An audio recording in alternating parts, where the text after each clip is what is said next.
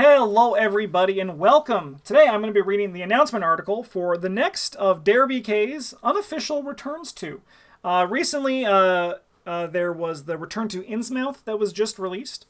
And I played it. I haven't finished it. I played 7 of the 8 scenarios. And it's really fun. It's a nice, refreshing alter take on Innsmouth. And it's cool seeing the fan-made Return to boxes actually happen. And it's cool to see DerBK make another one here, which is Return to Dream Eaters. So announcing a new fan-made upgrade expansion for Arkham Horror LCG. Behold, it is not over unknown seas, but back over well-known years that your quest must go. Back to the bright, strange things of infancy and the quick sun-drenched glimpses of magic that old scenes brought to wide, young eyes. H.P. Lovecraft, The Dream Quest of Unknown Kadath. By the way, there will be a link to this down in the description of the video if you want to follow along or read ahead yourself. You thought you'd already seen everything, from the spider-infested halls of St. Mary's over the dazzling landscapes of the Dreamlands to the wastes lit by death fire. You talked to the cats and zoogs and fought off all manner of nightmarish monsters roaming that surreal land. But now that new challenges are presenting themselves, it's time to return. Return back to the quest for the lost city of Kadath, return to the dark side of the moon, and even return to the point of no return. This is a very well-written. I just dig that. That's really just there's going on a bit of a tangent here. But there is in the Red Mask of Death, I think it's the final lines of it. It reads like it just reads like jazz. It's smooth music. And this one, it gave me that smooth music feeling. It made my brain very happy.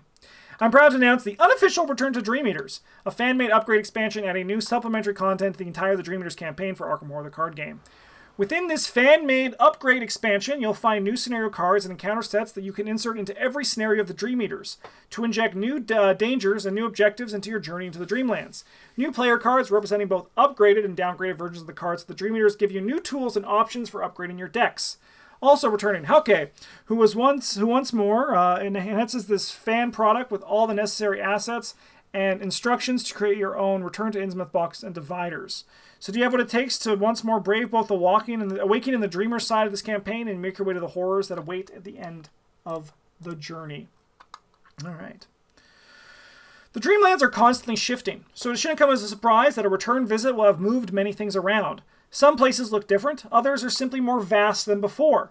But the thing that really leaves a mark is how the land and its inhabitants react differently to the investigators disturbing their relative peace. The unofficial Return to the Dream Eaters expansion remixes the entire Dream Eaters campaign with new tricks and turns in every scenario. Since the campaign is split into 2 mini-campaigns, there is also going to be more interaction between the 2 halves, which is pretty much what everyone wanted. Just had a stupid thought. Yeah, that is a good thought. On the side of the Dreamers, you will need to make sure you aren't completely swept away by the mesmerizing images of the Dreamlands. All right, let's see this card. Ooh. Put into play next to the agenda. Whenever investigator discovers 1 or more clues, they take a damage, take a horror, or lose an action for each clue discovered.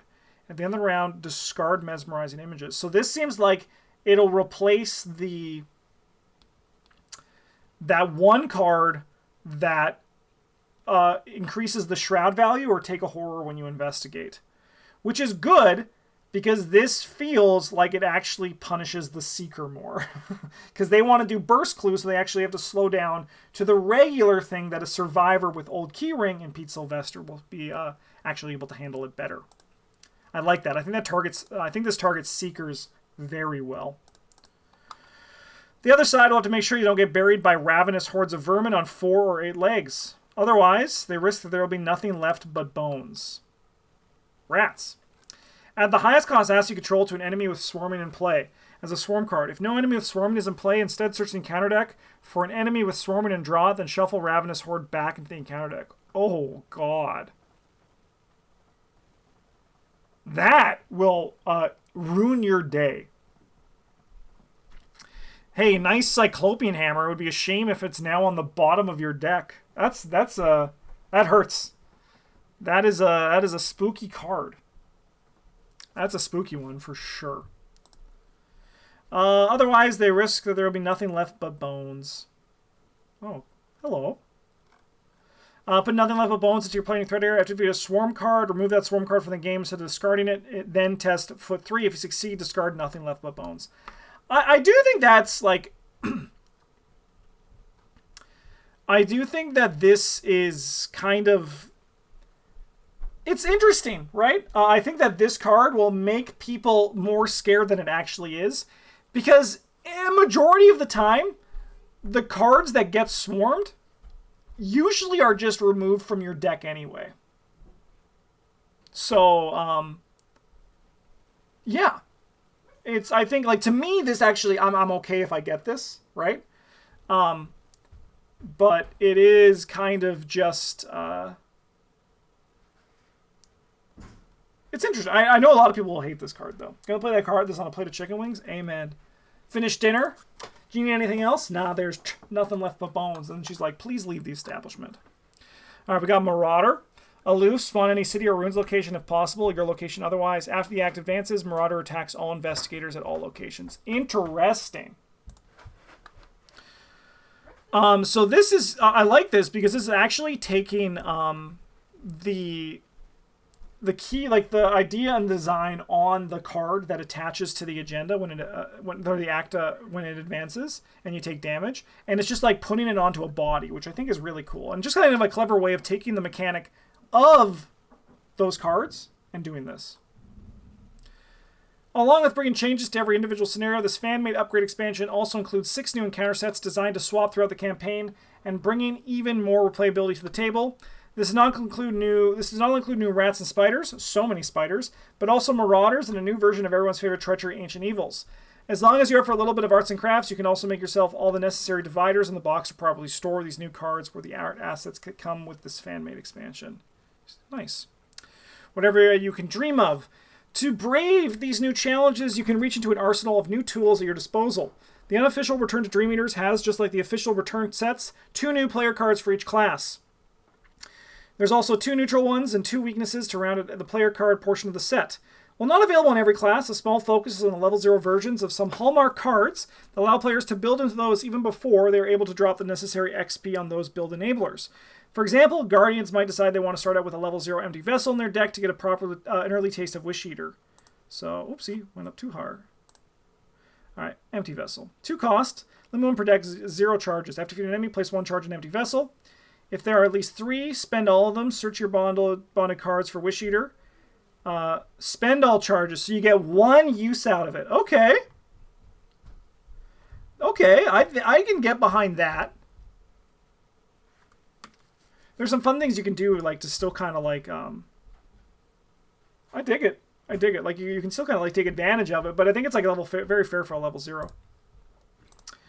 On a similar manner, Seekers can now already, during deck creation, enlist Abigail Foreman to carry their books around for them.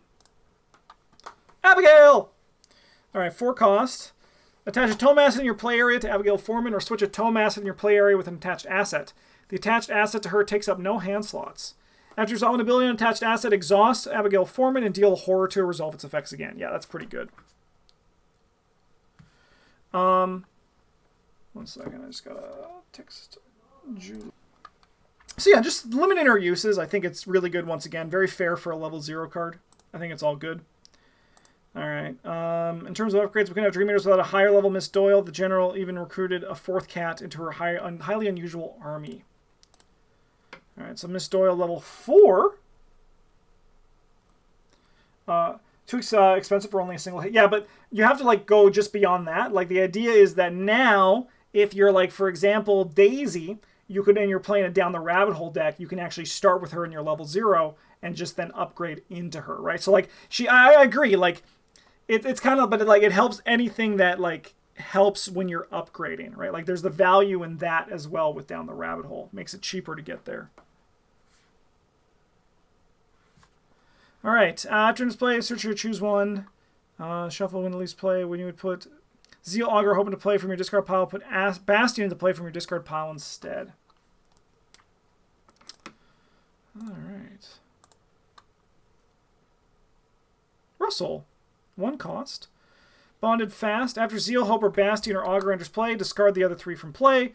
When you're damage or horror, either exhaust Bastion or discard her. Cancel 1 damage or horror from that source. If you discard a Bastion and instead cancel all damage or horror from that source, you may shuffle her into your deck. Okay, so she's like a healing one. Nice. Cool. Damage and horror focused one. All right. Mystics that were interested in Mind's Eye before, but always found it not quite what they wanted, might be interested in investing into level 5 Mind's Eye, which can be easily more the centerpiece of a deck. 2 costs 5 experience. Myriad uses 3 secrets. When you would test your book, fist, or foot, spend a secret, test your brain instead. You get +1 skill value for this test. Discard a copy of Mind's Eye from your hand. Place 2 secrets on this copy of Mind's Eye. If you have 10 or more cards in your deck, you may shuffle the discarded copy back into your deck. Yeah, that seems pretty damn good. That seems very powerful. In all fairness, though, Mind's Eye itself is kind of like poopy. So having an upgraded version that's like nice and powerful is kind of awesome. Okay. What the hell's going on here? The weaknesses are doing something that has not been done in the Arkham Horror LCG up to now. They are locations with the player backs that, like all basic weaknesses, get shuffled into their bearer's decks to come out at the most inopportune of times. One of them is the Dream Maze, which locks an investigator down until another player rescues them. And yes, Hauke made a sweet custom frame for location weaknesses. I've seen this frame. It is really sick. Dream Maze basic weakness. 6 Shroud, multiplayer only, Revelation. Put Dream Maze into play, connected to your current location, and vice versa. Then move to Dream Maze. The owner of Dream Maze can't leave this location, except by scenario card effects like the following one. Reminder text. You love to see it. As a reaction, after another investigator moves from this location to a connected location, move to that location. Okay. So you need someone to get you out of the maze. When no investigators are at this location, move all enemies from here to the connected location, then discard Dream Maze. So just like it sounds like a double action weakness, and just like if this is in your deck, just don't go too far away from your friend. Just stay close to them. And they're just going to need to double action you out. On the plus side, it doesn't leave you like high and dry, like Narcolepsy does. And also, I would love getting this in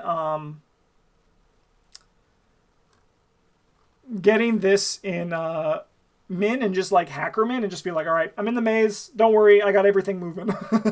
And all the pieces are in place. We're just going to keep on typing on the keyboard. I like that.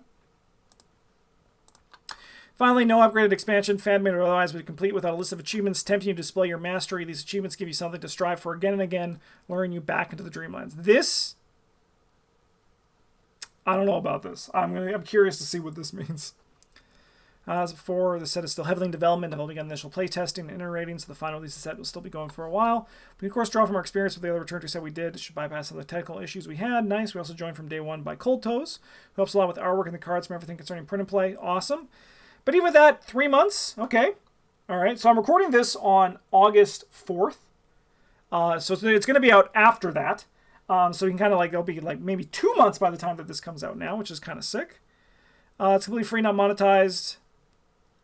Change, play testing. Awesome. I'm excited to play it. That's super awesome. The Return to Innsmouth was really just like nice and simple and like basic.